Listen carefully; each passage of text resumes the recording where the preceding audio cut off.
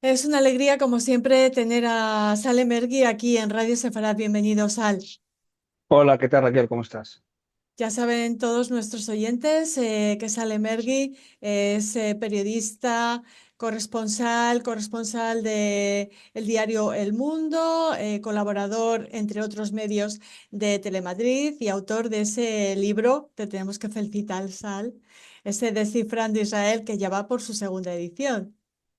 Gracias, gracias. La verdad es que el timing no sé si es bueno o malo, pero creo que la segunda edición que salió hace unos meses incluye cosas de los últimos meses, por supuesto, pero creo yo que más allá de la actualidad, da un poco radiografía de lo que es el país Israel en general. Ujú.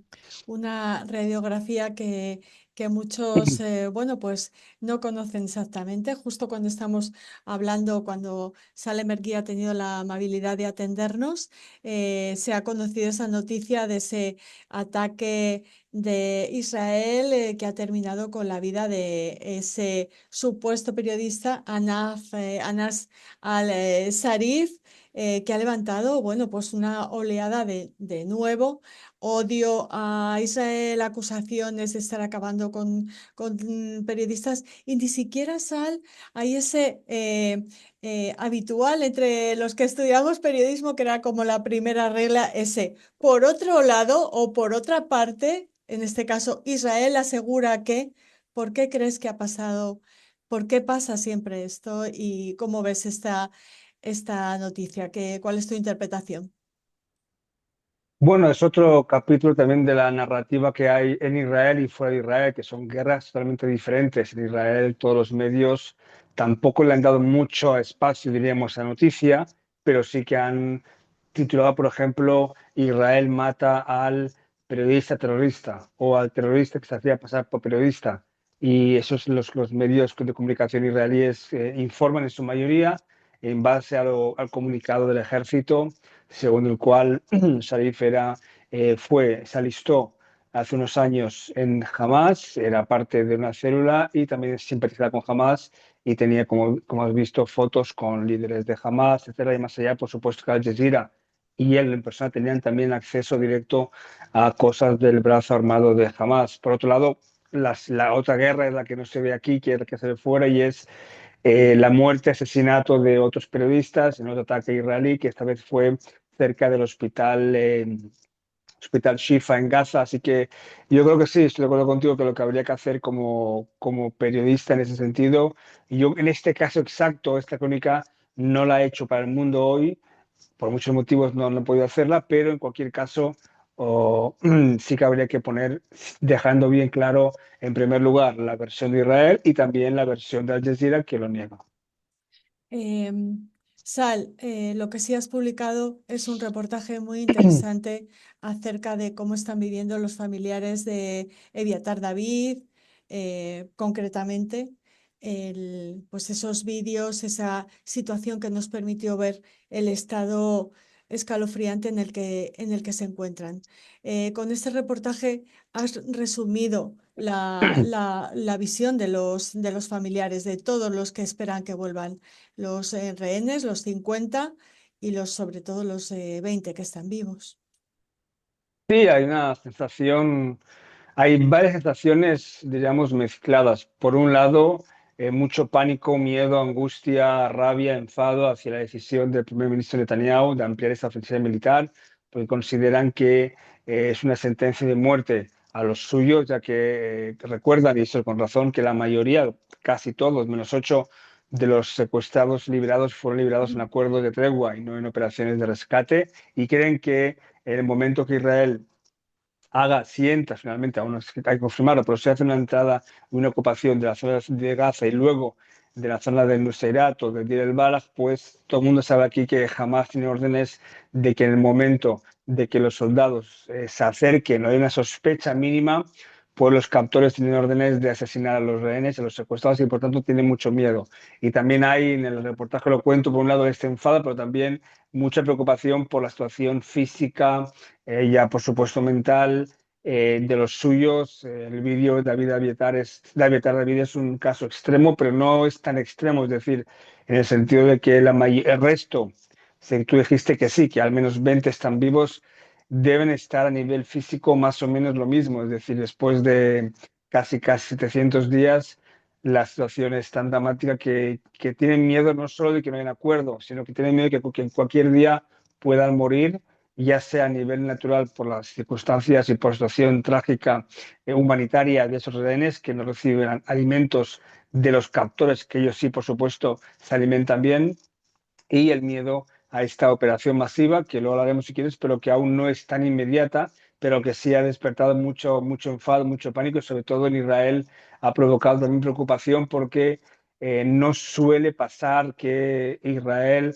acometa una misión tan compleja sin que tuviera el apoyo total del jefe de ejército, que en el gabinete mostró sus reticencias, incluso oposición, y por tanto muchos consideran que es una operación bastante compleja, ambigua, complicada, y la mayoría, según los sondeos, está a favor de un acuerdo de tregua a cambio de la vuelta a los secuestrados, y sin comentar, por supuesto, que Netanyahu decide esta misión en un momento en el que su país, en el momento en que Israel está en el mayor aislamiento que se recuerda desde la creación de Israel, la creación de independencia de Ben Gurión, y esto, por supuesto, no ayuda mucho a Israel a nivel internacional, y esto también es uno de los factores por los cuales aumentan las críticas y condenas de países amigos. Yo no hablo de países no tan amigos hoy en día, como por ejemplo Irlanda o España, según Israel, pero sí que países como Alemania, por ejemplo, que han tomado decisiones muy dramáticas como el armamento, pues sí que todo esto junto hace que la misión esta, la orden o el anuncio de esta medida de gabinete sea vista con preocupación y ambigüedad en Israel. Sal, ¿te parece que esa operación de ese tomar el control de Gaza ha sido una especie de reacción a los vídeos o ha sido una huida hacia adelante o es una nueva cortina de humo de Netanyahu? ¿A quién escucha Netanyahu? ¿Quién le aconseja? Hoy en las televisiones israelíes han hecho también un resumen de sus declaraciones de ayer, en el sentido de que ayer volvió a decir, este mismo noche, de que solo falta controlar Gaza y ya acaba la guerra y tenemos la victoria. Fue lo mismo que dijo con Rafía, con Han Yunes, llevamos ya casi 2 años. ¿Cuál es la motivación? Yo creo que en primer lugar es el estancamiento en la negociación de una. Yo sé que creo que Netanyahu sí quería un acuerdo de tregua, aunque fueran 60 días después de la victoria o la guerra contra Irán. En ese momento, en ese preciso momento, fue Hamás el que endureció las condiciones suyas debido a la presión también internacional con Israel. Y esto hace que Netanyahu, por un lado, ve cómo aumenta la ayuda humanitaria y por otro, no hay ningún avance con los secuestrados. Hay una presión interna de su coalición de líderes o ministros radicales como Smotrich y Ben-Gvir, y todo eso hace que tome esa decisión que es un poco como siempre, es un poco intermedio, es decir, intermedio, pero es criticado por todos. Es decir, no llega a la medida de ocupar toda Gaza como pedía Smotrich o Ben-Gvir, y tampoco llega a la medida de un acuerdo de tregua inmediato. Es decir, es un poco en la mitad, y esto hace que sea criticado tanto por Smotrich como por la ONU, como por la izquierda, como por la oposición, como por el centro y, por supuesto, los amigos de Israel. Es evidente, los seguidores de Netanyahu te dirán que es por motivos de seguridad, para acabar con Hamas y que Hamas no siga siendo un grupo armado y poderoso en Gaza, pero es evidente que Netanyahu también quiere ganar tiempo, y no hay que olvidar que derrotar a Hamas a nivel armado es algo muy difícil. Todo, no es que sea difícil, porque el ejército lo puede conseguir. Lo que sí que es que toma su tiempo, puede tardar años y años, porque Hamas tiene capacidad a nivel económico de reclutar más y más jóvenes, y es un no acabar, ¿no? Es decir, como dicen aquí, es como decía en el reportaje de Aviatar, la prima, y también la prima de ella, que habla español, por cierto, no Gabino, decía que es muy difícil llegar hasta el último terrorista, hasta el último. Entonces, este es muy complicado. También decía esta chica a la que entrevistaste que las familias también son rehenes, ¿no? Así acababas Sí, tu artículo. ella decía que sentía que las familias de rehenes se sentían rehenes de la situación, porque ellos desde que el 7 de octubre no tienen vida, es decir, prácticamente viven o se desviven en cualquier noticia, cualquier cosa que pase. Y también los secuestrados que han sido liberados dicen que tampoco siguen, diríamos que son libres, ¿no? Me acuerdo, hice un reportaje de varios días sobre personas que están en contra de la guerra y uno de ellos es hermano de Keith Seagal y él decía que él, como todas las familias y como Keith Seagal, siguen en Gaza, es decir, hasta que no vuelvan todos los secuestrados, ellos sienten aún que falta algo importante, por supuesto, y es una asignatura pendiente personal de las familias, pero también nacional, y este país sigue viviendo en trauma de 7 de octubre, pero también en trauma por lo que está pasando en la guerra, con un coste importante para ellos también, por supuesto para Gaza, pero también para las familias de los secuestrados. Mm. Hay gente que, bueno, hablas de Keith Seagal y de ese trauma. También hemos visto cómo podía acompañar a su hija a la Jupá, ¿no? La sociedad israelí se debate entre eh, intentar seguir con la vida y ese trauma horrible, no solo del 7 de octubre, como apuntaba, sino también de esa guerra que es la más larga ya que ha tenido que sostener el Estado de Israel. Sí, yo me acuerdo de una chica cuando fui a la Plaza de los Secuestrados, el día este del vídeo que David de Betar, que provocó mucha conmoción y fue realmente lo que llevó a más y más personas a la plaza a manifestarse esa por la noche. Y yo una casi llorando decía que algo así como que incluso me decía, me daba un poco incluso de vergüenza admitir que hace unos días estuve de vacaciones fuera de Israel, es decir, en el sentido de que mientras ellos se divierten, desayunan, comen, se lo pasan bien, tienen todo, pues el sufrimiento de los suyos y por tanto aún Israel está, diríamos, por un lado tú vas a las calles y es una vida completamente normal, como si no hubiera guerra, como si no hubiera nada, es decir, todas las cafeterías, todo está lleno, las playas no turistas, pero sí que israelíes, pero al mismo tiempo está esta situación angustiosa interna que es muy, muy notable. Sal, no te queremos entretener más, sabemos que estás muy ocupado, pero sí quería preguntarte por el libro. ¿Vas a venir? ¿Vas a hacer alguna presentación también un poco para, bueno, pues para hablar de esa segunda edición del éxito de Descifrando Israel?